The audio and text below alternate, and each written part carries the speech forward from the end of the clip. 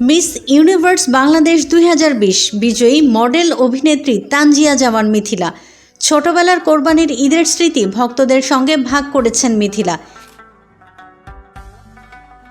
এ অভিনেত্রী বলেন, ছোটবেলার একটি ঘটনা এখনও মনে গেঁথে আছে তার। ঘটনাটি কোরবানির ঈদে ঘটেছিল। তখন তিনি ক্লাস 5-এ পড়তেন। কোরবানি দেওয়ার জন্য তাদের একটি গরু ও ছাগল কেনা হয়েছিল সেবার। ছাগলটি অনেক বড় ছিল আর তিনি একটু দুষ্ট প্রকৃতির ছিলেন। ঈদের দিন সকালে ওই ছাগলের পিঠে উঠে ঘোড়ার মতো করে দৌড়ানোর চেষ্টা করছিলেন মিথিলা।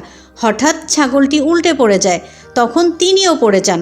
পড়ে গিয়ে খুব ব্যথা পেয়েছিলেন মিথিলা। ঈদের দিন সকালে তাকে হাসপাতালে ভর্তি করা হয়।